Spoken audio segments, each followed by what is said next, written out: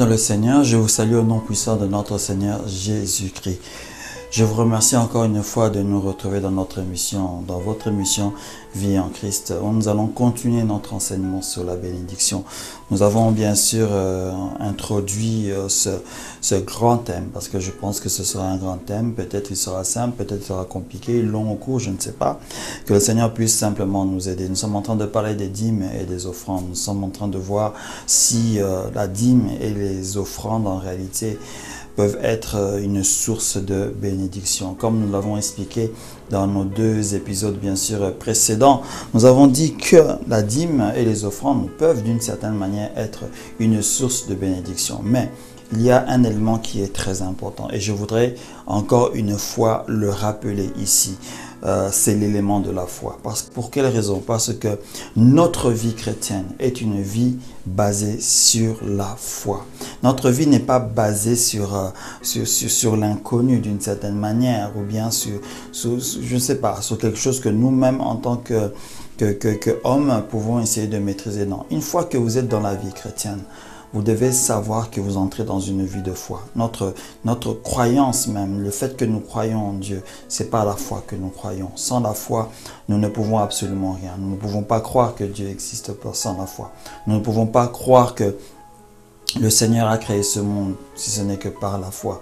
Parce que si nous n'avons pas la foi et que nous introduisons donc des éléments purement humains, nous allons nous jeter dans la science et nous allons chercher le concret et croire en fait au concret. Raison pour laquelle nous disons d'une certaine manière que la science d'une certaine manière est une religion. Parce que lorsque vous croyez 100% à la science, pour vous, ça serait les faits d'abord, avant que vous puissiez croire. Mais lorsque nous entrons dans la vie chrétienne, ce n'est pas d'abord les faits dont il s'agit. Nous croyons en ce qui est invisible parce que nous croyons que les choses sont possibles. Raison pour laquelle je vais lire un peu notre fameuse définition de la foi. D'abord, la foi est une ferme assurance. Donc vous devez être fermement assuré que quelque chose peut se passer, que quelque chose peut exister, que quelque chose peut se réaliser.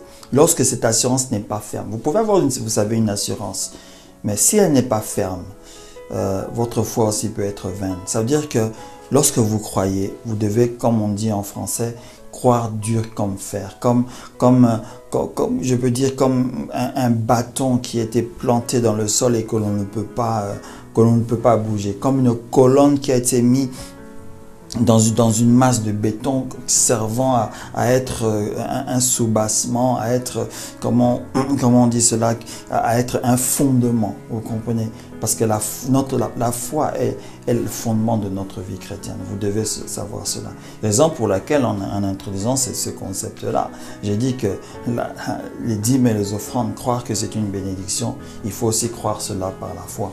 Je le répète encore une fois ici, l'enseignement en question, ce n'est pas de vous prouver que vous devez donner votre dîme. Vous devez savoir, je l'ai dit la fois passée encore une fois, c'est que vous devez vous sentir libre. Vous savez, la vie chrétienne est une vie de liberté, mais la vie dans le monde est une vie d'esclavage. Non seulement vous êtes lié vous êtes esclave au péché, mais vous êtes esclave de ce monde. Vous êtes encore esclave de cet ennemi que vous ne voyez pas et qui agit sur votre vie. Mais lorsque vous êtes dans la vie chrétienne, lorsque vous venez dans le Seigneur, alors je deviens esclave du Seigneur. Devenir esclave du Seigneur, ce n'est que la liberté. Pour quelle raison? Parce que notre Seigneur a dit une parole très importante. Il est venu libérer les captifs. Si tu n'es pas dans le Seigneur, tu es captif quelque part dans ce monde, dans le péché et par l'ennemi. Mais lorsque tu es en Dieu, tu es libre. Il te libère de tous ces éléments-là. Tu viens dans une vie de liberté.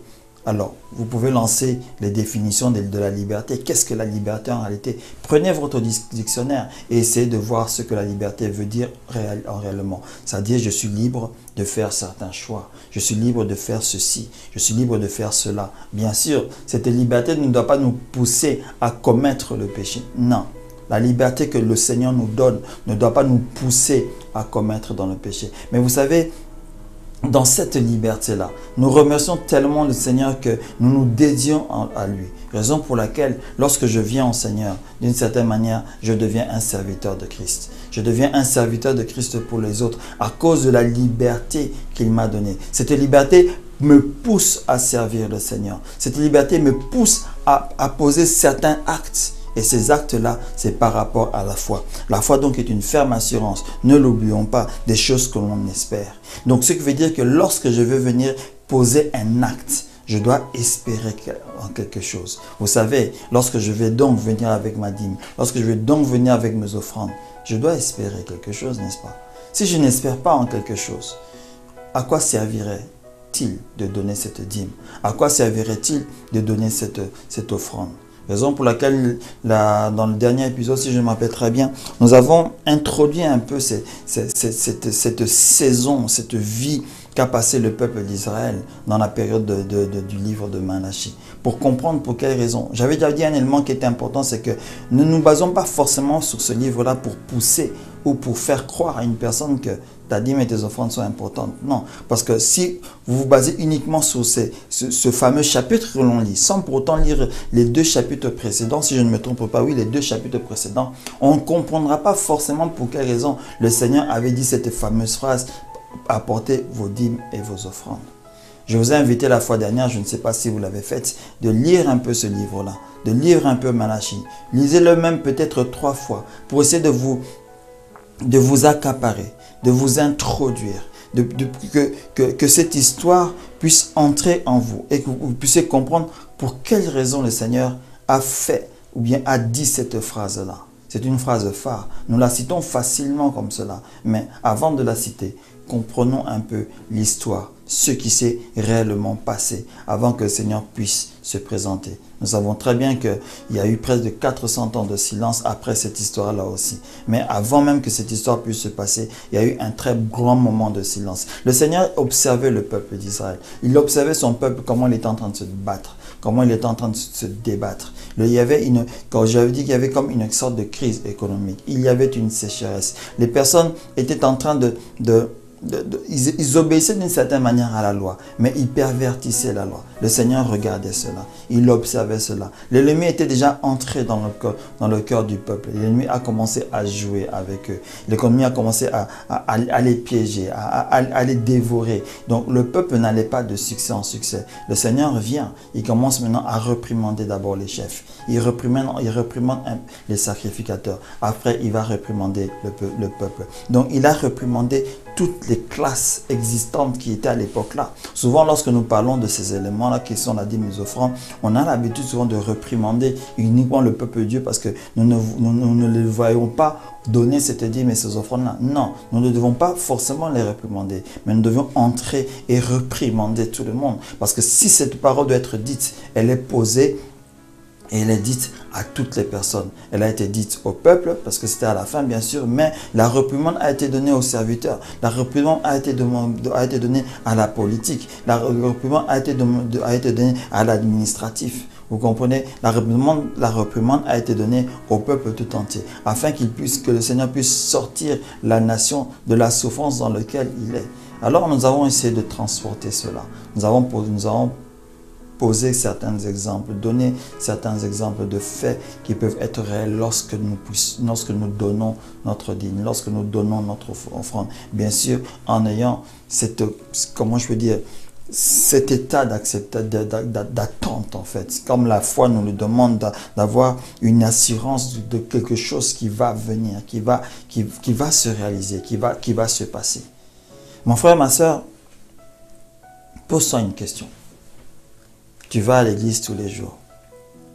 Tu donnes ta dîme, tu donnes tes offrandes. Souvent, on donne la dîme une seule fois.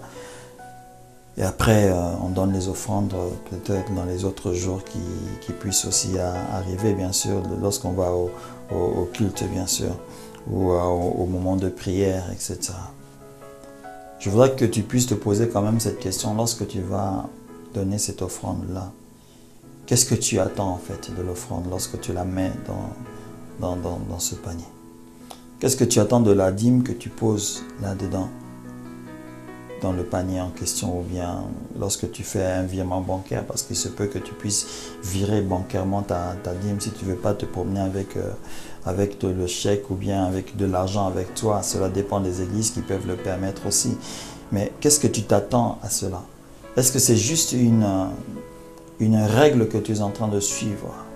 Parce que, vous savez, l'élément le plus important, lorsque le Seigneur est venu nous apporter cette liberté, il est venu nous faire sortir des règles et des dogmes. Nous avons dit la fois dernière que la loi c'est une dogme, la loi ce sont des règles. Le Seigneur n'est pas venu abolir cela, mais il est venu nous faire ressortir cela. Raison pour laquelle il dit que non, je ne veux pas abolir, mais je veux l'accomplir. Afin que vous puissiez en sortir, que vous puissiez maintenant marcher d'une manière libre par rapport à cette loi, que vous pouvez vous sentir libre, tout en sachant que moi, j'ai réalisé certains de ces éléments-là dans son accomplissement. Pas certains, mais que j'ai tout réalisé. Parce que nous devons savoir aussi, souvent nous l'ignorons, ou bien souvent nous tendons à l'ignorer, ou bien nous désirons ignorer cette réalité-là. Que l'apôtre Paul nous avait dit que tout ce qui s'est passé depuis la jeunesse jusqu'au moment où Jésus est venu était une image de ce que Jésus devait faire, de la venue de notre Seigneur Jésus. Donc tout était une image. Donc c'est-à-dire que, en fait, c'est comme si on regardait un miroir, c'est comme si on regardait une histoire qui devait nous apprendre quelque chose et avec lequel nous pouvions maintenant nous comporter correctement, bien sûr, mais c'est comme si on regardait quelque chose, on est en train d'observer quelque chose. C'est comme si c'était des exemples. Cette vie que a vécu ce peuple-là était pour nous des exemples, était pour nous quelque chose que nous devions pas forcément suivre, mais prendre cela pour être vigilant par rapport à notre vie actuelle. Et l'apôtre Paul est venu avec cet enseignement grandiose de la grâce. Et cette grâce nous pousse à faire certains éléments. La grâce ne nous demande pas de pécher et après que tu dis non, j'ai la grâce sur moi, le Seigneur ne me condamne pas, etc. Non, la grâce va un peu au-delà de cela, vous savez. Parce que lorsque nous ne comprenons pas aussi ce terme-là, peut-être nous allons prendre des sessions pour comprendre aussi le concept de la grâce. Parce que le concept de la grâce peut briser certains préjugés aussi par rapport à la condamnation. Parce que souvent, nous allons à l'église, mais nous entendons des enseignements qui nous condamnent pendant que nous cherchons des enseignements de réconfort qui nous permettent de nous faire sortir de cette condamnation que nous-mêmes nous mettons lorsque nous avons fait une erreur ou lorsque nous avons fait quelque chose qui n'était pas juste afin de ne plus retomber sur ces éléments-là. Notre Seigneur est tellement gracieux que je ne sais pas comment on pourra expliquer cela ici dans notre enseignement actuellement, mais vous devez savoir que la loi, elle est bonne, mais elle est dangereuse. Lorsque vous en faites un suivi, lorsque vous cherchez à la suivre complètement telle qu'elle est là. Parce que lorsque vous dites que je veux suivre la loi et que tu commences à la suivre et tu fais une erreur, n'oublie pas que tu es en train d'entrer dans une condamnation. Et le Seigneur Jésus sait cela, a su cela. Il est venu accomplir la totalité, afin que nous ne puissions pas être appelés à accomplir encore ces choses-là, pour faire des échecs et être de nouveau encore condamnés. Mais dans le concept de la dîme, souvent on fait des offrandes aussi, on est en train de faire ressortir cet élément-là comme si c'était un élément qui est mis à part. Mais pourtant, ce n'est pas un élément qui est mis à part, c'est un élément qui fait aussi partie de la loi, même si la dîme est apparue avant la loi, parce que nous avons aussi vu ça dans notre premier épisode, que historiquement parlant, cet élément-là existait. Et que le Seigneur l'a pris et il a statué cela. Mais je ne sais pas parce qu'il a existé avant, que le fait que le Seigneur l'a statué et que s'il dit que fin à la loi, d'une certaine manière, parce que la dîme était avant, que je dois toujours continuer. Mais est-ce que c'est ce que le Seigneur me demande de faire réellement? C'est là que vient le problème en fait. C'est la raison pour laquelle j'ai introduit cette parole en disant, mais attention, la foi, si vous ne la connectez pas à l'acte que vous êtes en train de poser, que tu donnes la dîme, que tu ne donnes pas la dîme, que tu donnes tes offrandes, que tu ne donnes pas tes offrandes, c'est la même chose. Parce que tu dois t'attendre à quelque chose, tu dois y mettre ta foi. Parce que le Seigneur doit prendre plaisir en toi, à tout ce que tu es en train de faire. Mais c'est par la foi qu'il veut que tu puisses le faire. C'est par la foi qu'il veut que tu puisses manifester cette réalité-là. Et si tu ne manifestes pas ça, qu'est-ce que le Seigneur va faire? Il va juste observer. Je peux le dire d'une certaine manière que le peuple de Malachie à cette époque-là n'avait peut-être pas la foi telle que nous l'avions maintenant, ou bien n'avait pas encore compris ce concept-là. Raison pour laquelle ils essaient de trafiquer un peu la loi lorsqu'ils étaient en train d'apporter les dîmes, ils étaient en train d'apporter des chevreaux qui avaient des pieds cassés, tout un tas d'histoires. Lisez simplement l'histoire, comment cela se présente. Lorsque le Seigneur dit qu'ils sont en train de tromper leurs femmes, de faire ceci, de pécher outrement, un tas d'histoires, que les sacrificateurs étaient en train de voler les éléments des offrandes, un tas d'histoires, il y avait une sorte de petite cacophonie, etc. Parce que le concept de la foi n'était pas compris, le concept de la grâce n'était pas compris. Et l'apôtre Paul nous a ouvert ce concept-là. Raison pour laquelle, lorsque nous lisons le Nouveau Testament, je pense l'avoir dit la fois dernière ou dans le premier épisode, c'est que on parle presque pas en fait de la dîme dans le Nouveau Testament. Je parle du Nouveau Testament dans le sens qu'après la mort de Christ, parce que le Seigneur Jésus en a parlé, mais les évangiles sont d'une certaine manière en appartenance à l'Ancien Testament, parce que la Nouvelle Alliance n'était pas encore là. La Nouvelle Alliance est entrée lorsque le Seigneur est mort. Donc ça veut dire que lorsque le livre des Actes a commencé, et lorsque nous cherchons des liens par rapport à la dîme, par rapport aux offrandes, etc., nous voyons que des offrandes volontaires et consorts. Et les personnes se sont lancées dans les offrandes volontaires, mais pourtant, lorsque nous comprenons ce concept qui a été apporté par les apôtres dans ces offrandes volontaires, il n'était pas important pour que le Seigneur puisse dire que non, que ce soit des dîmes, que ce soit des offrandes et autres. Le terme, tout a été englobé peut-être à l'intérieur. Mais nous ne savons pas exactement ce qu'étaient en train d'apporter réellement les personnes. Parce qu'on doit savoir que dans les premières années, ils allaient toujours au temple. Ce qui veut dire qu'ils apportaient quelque chose. Ils offraient peut-être pas les sacrifices comme on les offrait, parce que là, les sacrifices ultimes étaient le Seigneur Jésus. Ils l'ont compris parce que c'était ça le message. Le Seigneur disait, les animaux, le sang de l'animal que vous allez brûler ne changera pas votre état.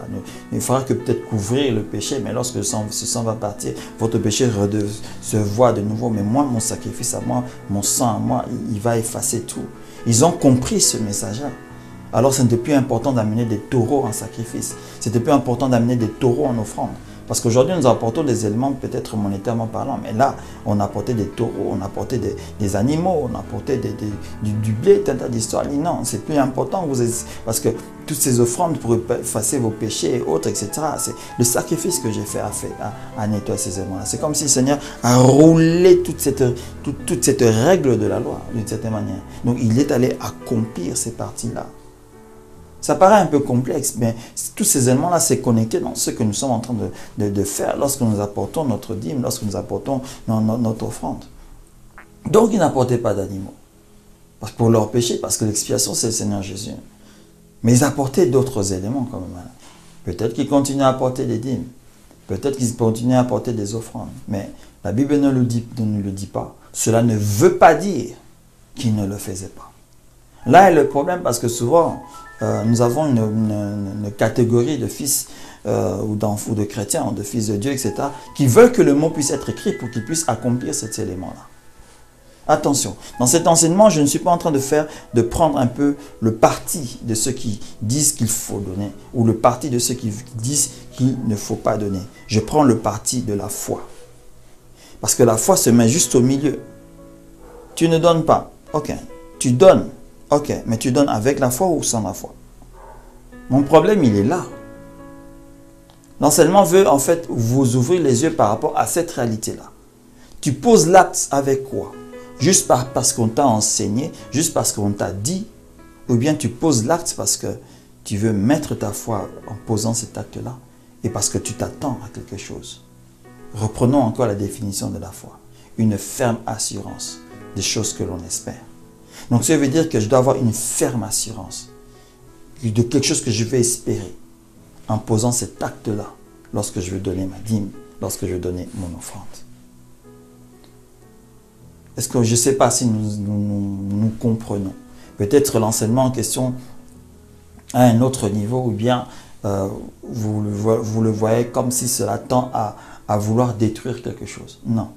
Je ne suis pas venu détruire une réalité. Je ne suis pas venu détruire un enseignement qui vous a été donné par rapport à ça. Je crois fermement que l'enseignement des dîmes et des offrandes, si cela a été donné dans votre église, a été donné d'une manière bonne, d'une manière parfaite.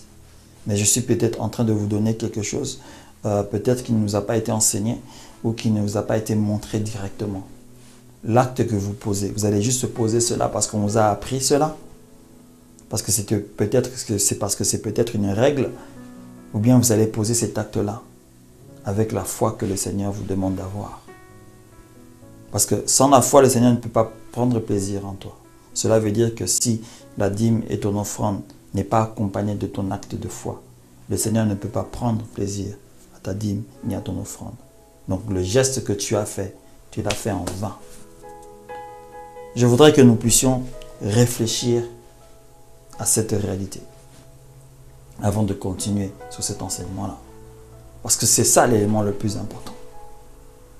Souvenez-vous, lorsque nous avons commencé l'enseignement des bénédictions et des malédictions, entre parenthèses, nous avons dit que notre vie chrétienne est une vie de foi.